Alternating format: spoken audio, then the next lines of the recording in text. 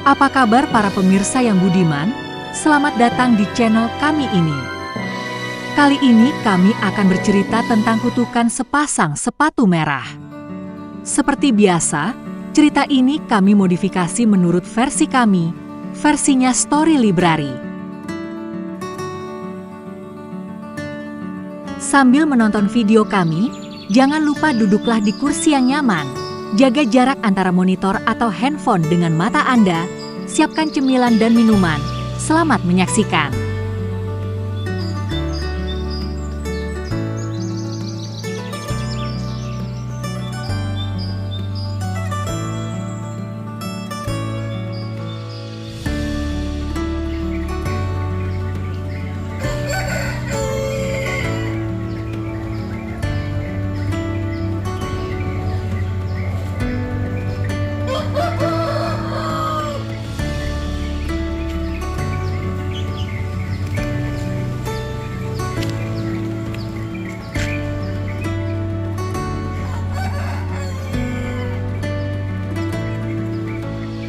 Pada zaman dahulu kala, di sebuah desa di pinggiran kota Copenhagen, negara Denmark, tinggallah seorang wanita setengah baya dan putrinya yang bernama Karen. Karen adalah anak gadis remaja yang berusia 15 tahun. Karen anak yang periang, dia selalu terlihat ceria seperti tanpa beban. Padahal kehidupan mereka berdua sangat menderita dan serba kekurangan. Sebelum ayah Karen meninggal dunia, kehidupan mereka sangat bahagia, tak pernah kekurangan.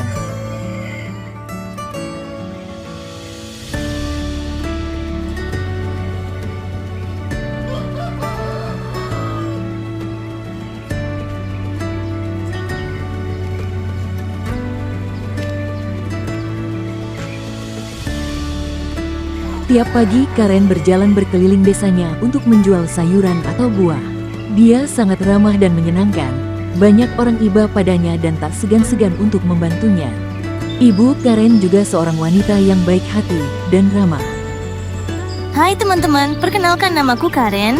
Aku tinggal bersama ibuku di sebuah desa dekat kota Copenhagen, Denmark. Video ini adalah cerita tentang kisah hidupku.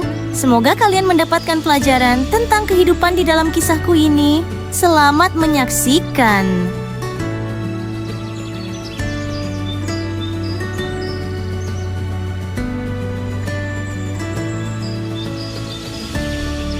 Ayah Karen meninggalkan warisan sebidang tanah garapan.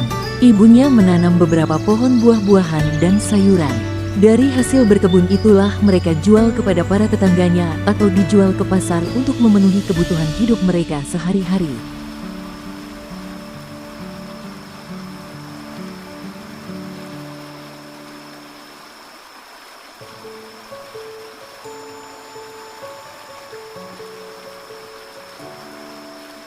Terkadang Karen sedih, sebab di pagi hari ketika semua teman-temannya pergi ke sekolah, Karen tak bisa sekolah. Dia berjualan keliling desa terkadang hingga sore menjelang malam hari.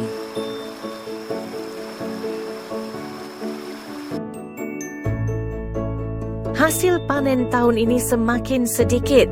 Ini karena aku tak sanggup lagi membeli pupuk yang bagus. Harga pupuk sangat mahal saat ini. Kami para petani menjadi semakin terjepit.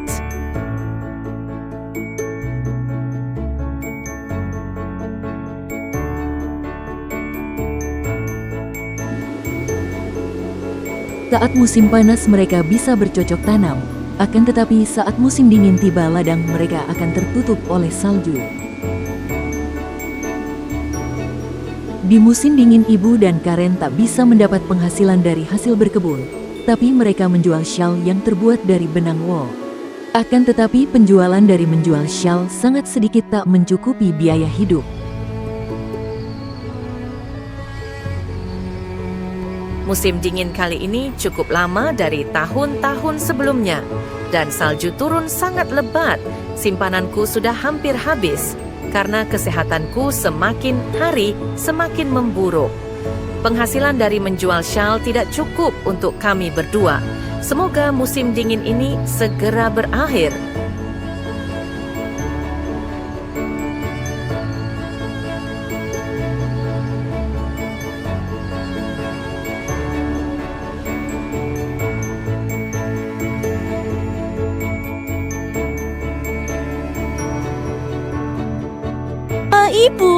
Hari ini kita sudah tak memiliki persediaan makanan lagi. Uang tabungan kita juga semakin menipis. Apa yang akan kita lakukan agar hari ini kita bisa mendapatkan makanan? Cuaca sangat dingin dan ibu sedang sakit. Aku akan mencoba bekerja di pasar, siapa tahu aku bisa mendapatkan uang. Ibu akan meminjam uang kepada Pak Leo agar selama musim dingin ini kita bisa tetap makan. Karen, pakaianmu tidak cukup hangat, kamu juga tak punya sepatu. Ibu khawatir kamu malah akan sakit. Baik ibu, badai salju ini sudah 2 hari belum juga mereda. Bu, mumpung hari masih pagi, aku akan pergi mencari kayu bakar. Biar nanti malam kita tidak terlalu kedinginan. Berhati-hatilah nak, jangan terlalu lama berada di luar. Cepatlah pulang.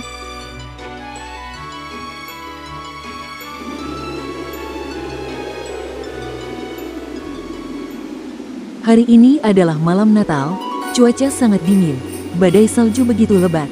Karen harus pergi ke hutan mencari kayu bakar, sebab persediaan kayu bakar sudah menipis dan badai salju tak kunjung reda.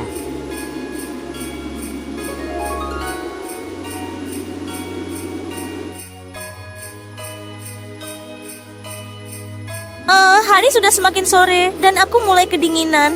Sepertinya kayu yang sudah aku kumpulkan sudah cukup untuk beberapa hari ke depan. Lebih baik aku segera pulang agar tidak kemalaman di jalan. Biasanya Karen pergi bersama ibunya, tapi ibu Karen sakit dan kondisi kesehatannya semakin memburuk. Karen terpaksa harus bekerja sendirian agar mereka bisa tetap makan dan bertahan hidup dalam cuaca buruk itu.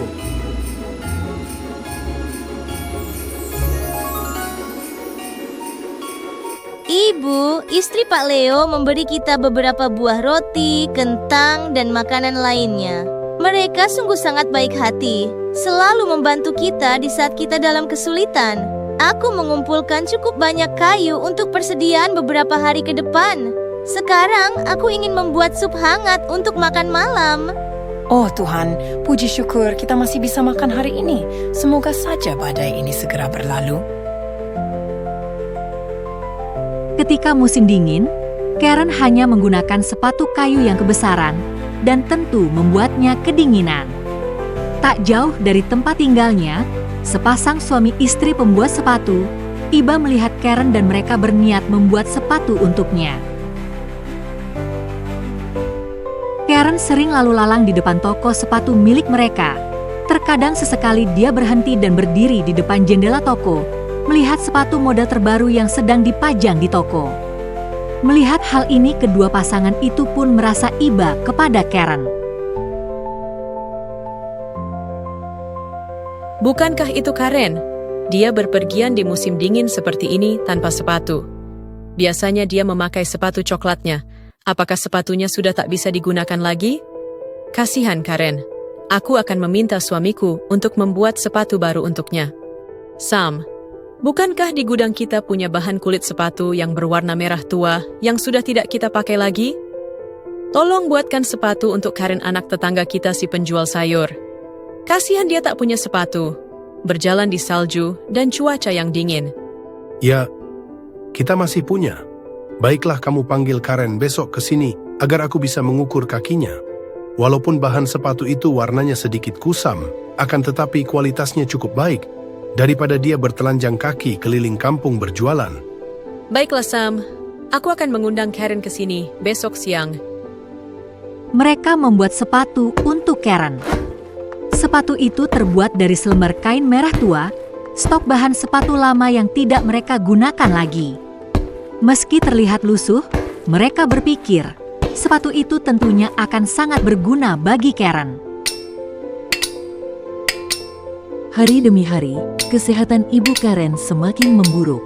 Karen menjadi sangat khawatir akan kesehatan ibunya. Walaupun tabungan mereka semakin menipis, Karen terpaksa harus memanggil dokter ke rumahnya untuk memeriksa kesehatan ibunya.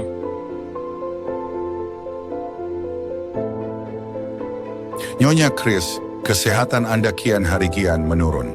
Apalagi di musim dingin ini. Beristirahatlah, jangan bekerja untuk sementara. Waktu ini jaga kesehatan Anda. Semakin hari kesehatanku sepertinya semakin memburuk. Entah berapa lama lagi aku sanggup bertahan. Bagaimana nasib Karen putriku bila aku pergi? Tuhan, tolong lindungi Karen. Bila aku pergi, dia akan hidup sebatang kara.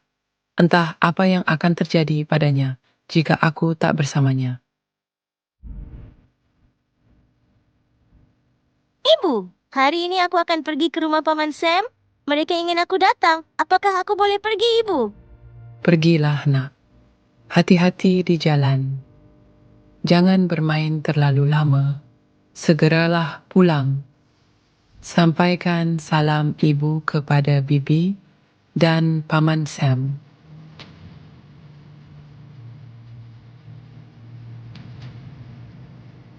Karen, kemarilah. Sepatu barumu sudah jadi. Sebentar aku ambil dulu. Semoga kamu menyukainya. Ibu dan Paman Sam, aku sangat menyukai sepatu ini. Aku sangat berterima kasih kalian sudah memberiku sepatu ini. Aku sudah lama ingin punya sepatu. Kakiku selalu sakit dan terkadang kepanasan atau kedinginan saat musim dingin. Sepatu ini benar-benar sangat nyaman. Aku akan mencobanya untuk pertama kali. Aku akan berkeliling desa dengan sepatu baruku ini. Aku ingin semua orang juga melihat bahwa aku punya sepatu baru.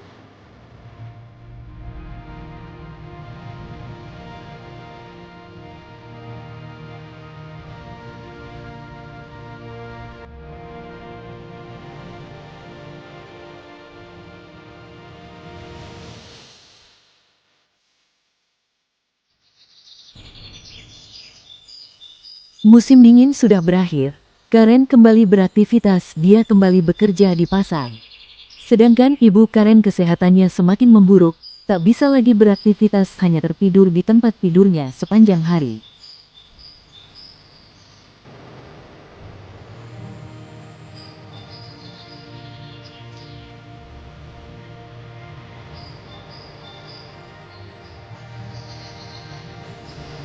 Suatu sore, ketika Karen kembali ke rumahnya, Karen mendapati ibunya sudah tidak bernyawa lagi. Karen benar-benar shock dan dia langsung pingsan.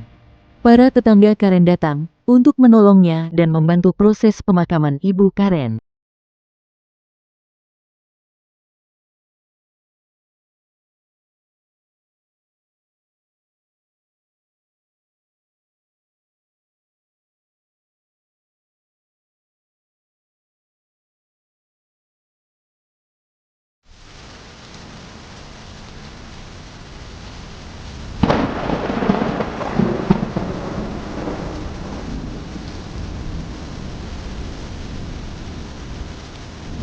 Hati Karen benar-benar sedih. Karen berkali-kali jatuh pingsan karena sedih dan kondisi kesehatannya memang kurang baik. Hal ini membuat semua orang iba melihat Karen.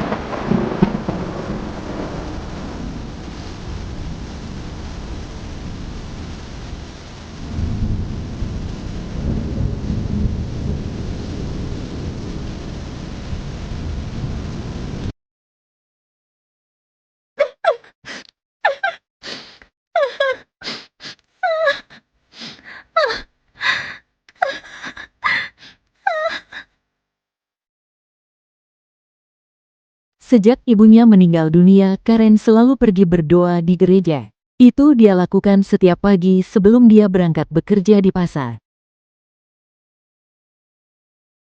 Tuhan, tolong jaga ibuku di surga. Aku merindukannya. Sedang apa ibu sekarang? Semoga ibu sudah tidak sakit lagi. Semoga ibu bahagia di surga.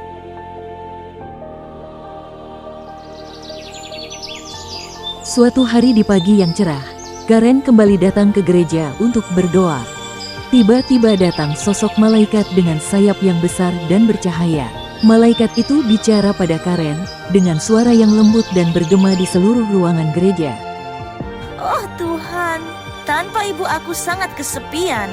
Tak ada lagi yang menemaniku, tak ada lagi yang menyayangiku, melindungiku. Tak ada lagi tempatku berbagi cerita dan berbagi kesedihan. Kumohon padamu Tuhan, bisakah kamu kembalikan ibuku? Aku sangat merindukan ibu dan hidupku sangat menderita tanpa ibu.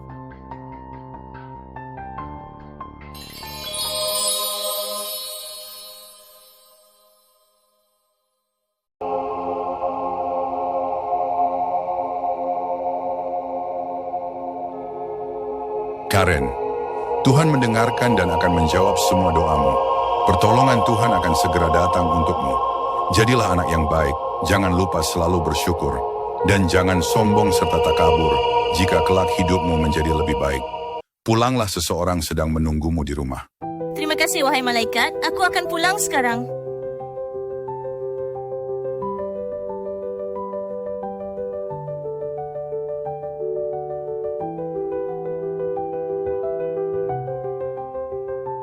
Karen segera pulang, sesuai dengan perintah malaikat.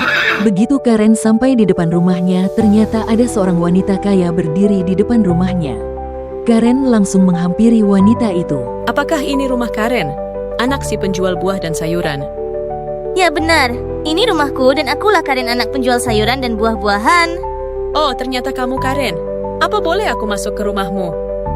Tentu saja boleh, mari silahkan masuk. Tapi rumahku sangat jelek dan kotor.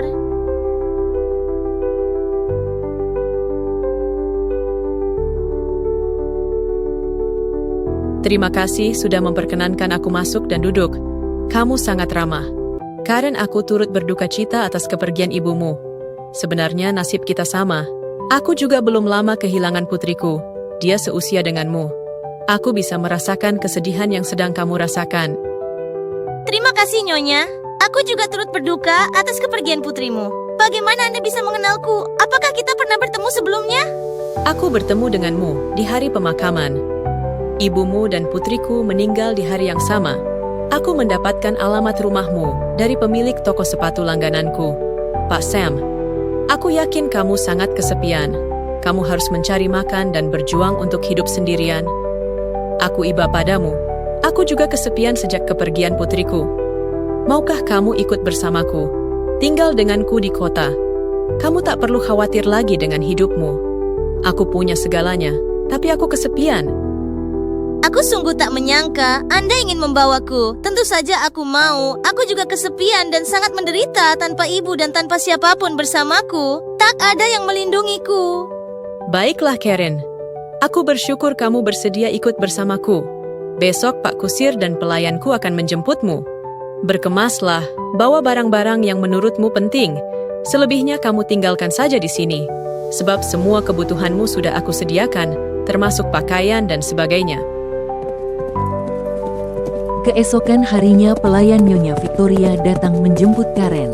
Karen tidak memiliki banyak barang bawaan, hanya beberapa barang peninggalan ayah dan ibunya saja. Mereka berangkat pagi hari menuju kota dengan kereta kuda. Karen sangat gembira dan bahagia. Sepanjang perjalanan dia sangat menikmati perjalanan sambil bersenandung riang gembira. Seorang kepala pelayan menyambut Karen di depan pintu masuk, kemudian dia membawa Karen menuju kamarnya. Kamar baru Karen sangat indah dan megah dengan warna pink kesukaannya. Tempat tidur yang hangat, lembut, dan nyaman. Ini semua bagaikan mimpi bagi Karen. Malam harinya Karen tidur sangat nyenyak di kasur barunya. Dia bermimpi bertemu ibunya. Ibu Karen tersenyum bahagia melihat Karen putrinya kini hidup bak putri raja di sebuah istana. Begitu Karen terbangun di pagi hari, para pelayan sudah menyiapkan semua kebutuhan Karen, gaun yang indah, perlengkapan mandinya, bahkan menyisir rambut pun dibantu oleh mereka. Karen diperlakukan bagai seorang putri raja. Karen, kemarilah. Ayo kita sarapan bersama. Bagaimana tidurmu semalam? Apa kamu bisa tidur nyenyak, nak? Aku tidur sangat nyenyak, Nyonya. Ranjangku sangat nyaman dan hangat. Seumur hidupku baru kali ini aku tidur tanpa kedinginan. Aku juga bermimpi bertemu ibu. Ibu tersenyum padaku. Syukurlah. Mulai hari ini, semua yang ada di sini adalah milikmu. Kamu adalah anakku. Semua kebutuhanmu Tuan Smith yang akan mengaturnya. Kamu boleh minta apa saja padanya. Terima kasih Anda sudah bersedia mengangkatku menjadi putrimu. Mulai hari ini aku akan memanggilmu ibu. Untuk saat ini semuanya lebih dari cukup buatku. Aku akan menemanimu dan bersamamu ibu, agar ibu tidak lagi kesepian. Kamu anak yang baik, Karen. Hari ini, aku akan mengajakmu berkeliling rumahku ini, agar kamu cepat mengenali lingkungan tempat tinggalmu yang baru.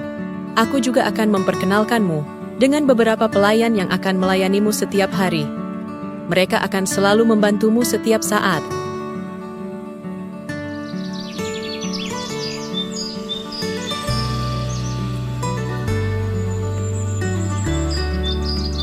Karen, gadis desa yang lusuh dan pucat itu kini terlihat sangat cantik dan elegan seperti seorang bangsawan. Nyonya Victoria sangat menyayangi Karen.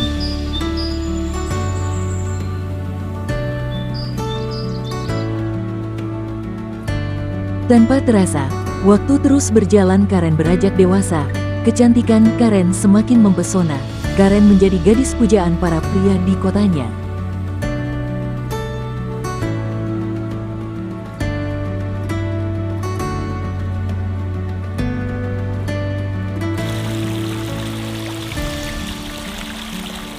Semakin hari, penampilan Karen terlihat semakin cantik dan anggun.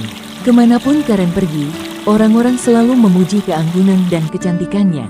Mereka bilang kecantikan Karen tiada duanya di kota Copenhagen, seperti seorang putri raja.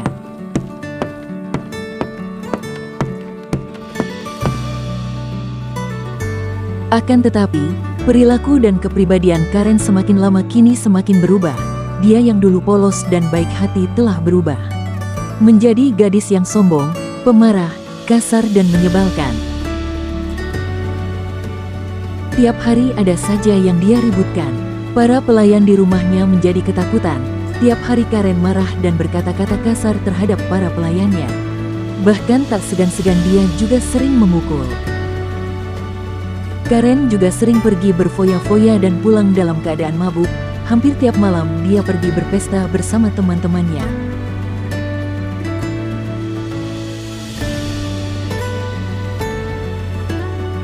Suatu hari Karen pergi bersama temannya ke sebuah toko sepatu.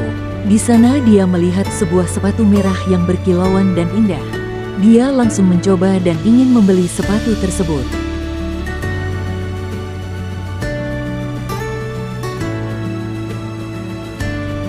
Akan tetapi pemilik toko tidak memperkenankan Karen membeli sepatu itu.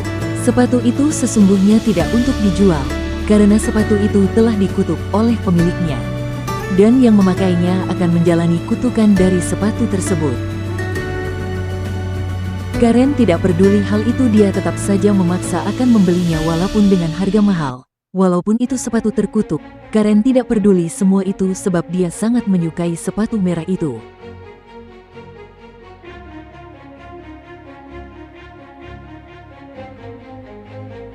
Sesampainya di rumah, kepala pelayan menyampaikan bahwa Victoria sedang sakit dan dokter baru saja memeriksanya. Pelayan itu meminta Karen untuk menemui Victoria di kamarnya, tapi Karen menolak.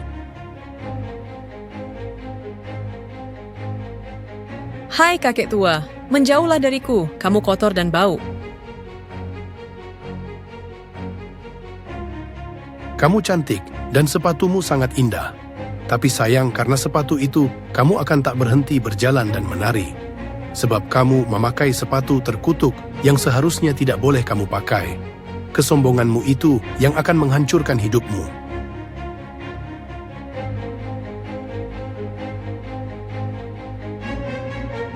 Setiap hari kemanapun Karen pergi, Karen selalu memakai sepatu merahnya, bahkan saat pergi ke gereja. Orang-orang bergunjing tentang Karen dan perilaku Karen yang aneh dan tidak sopan. Dia selalu berjalan sambil menari keliling kota tiap hari.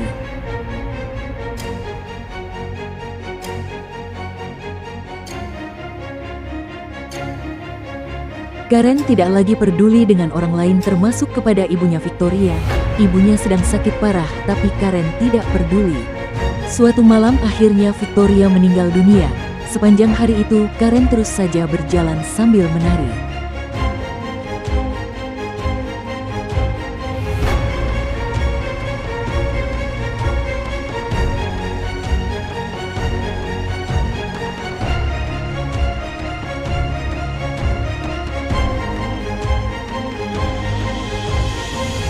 Dia terus saja berjalan dan menari keliling kota, ke desa-desa, ke hutan, bahkan ke semua pelosok desa. Tubuhnya semakin kurus dan kelelahan. Suatu hari Karen masuk ke dalam sebuah gereja. Di sana dia kembali bertemu malaikat yang dulu dia temui.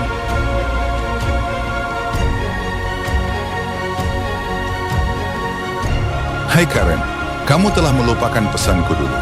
Kamu sudah berubah, kamu bukan lagi Karen yang baik hati. Sekarang kamu sangat sombong, tak peduli dengan orang lain. Bahkan kamu tak peduli dengan ibu angkat yang sangat menyayangimu. Menarilah terus Karen, itu hukuman buatmu. Dan kamu telah melupakan janjimu padaku. Sekarang menarilah dengan sepatu merahmu, sampai kamu kelelahan, pucat dan demam. Sampai kulit kakimu mengelupas dan kau menjadi tulang belulang. Menarilah dari pintu ke pintu, sambil kamu renungkan semua perbuatanmu. Menarilah semampumu, menarilah. Wahai malaikat, aku memang salah. Aku terlalu sombong dan lupa diri karena harta dan kedudukan. Aku sangat lelah, aku sudah tak sanggup lagi. Aku tidak mau terus seperti ini, kumohon. Kumohon, malaikat bersedia, mengampuni aku. Hanya ada seorang pria penjagal hewan yang bisa menolongmu dengan cara memotong kedua kakimu. Selain itu tak ada cara lain untuk menghentikan kamu menari dan tak akan ada orang lain yang bisa menolongmu selain orang itu. Teruslah menari sampai kamu bertemu dengannya.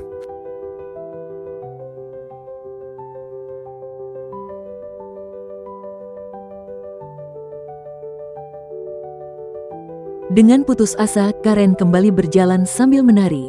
Di tengah jalan dia bertemu seorang pria penjagal hewan. Karen yang putus asa memohon agar pria itu mengikatnya dan memotong kedua kakinya, sebab sepatunya tak bisa dia lepas.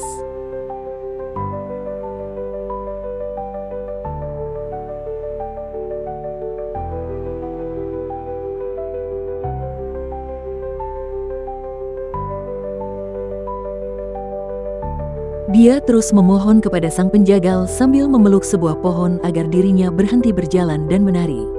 Karena iba, akhirnya sang penjagal itu bersedia memotong kedua kaki Karen. Dan terlepaslah sepatu terkutuk itu dari kaki Karen. Wahai Tuan yang baik hati, tolonglah aku. Kumohon tolong potong kedua kakiku. Aku senang akhirnya aku bisa bertemu dengan Anda Tuan. Aku sungguh sangat lelah. Aku tak sanggup lagi berjalan dan menari. Malaikat berkata hanya kamu yang bisa menolongku. Menghentikan sepatu terkutuk ini yang terus saja membuat aku berjalan dan menari. Aku tak bisa melepasnya. Nah, itu sangat berbahaya. Saya tak berani melakukan hal semacam itu. Saya bukan dokter. Kumohon, potonglah kaki ini Tuan, kumohon. Baiklah nak, aku kasihan melihatmu menderita. Tapi kamu harus tetap pergi ke dokter setelah ku potong kedua kakimu. Ayo ikutlah denganku. Kita pergi ke rumahku, tak jauh dari sini.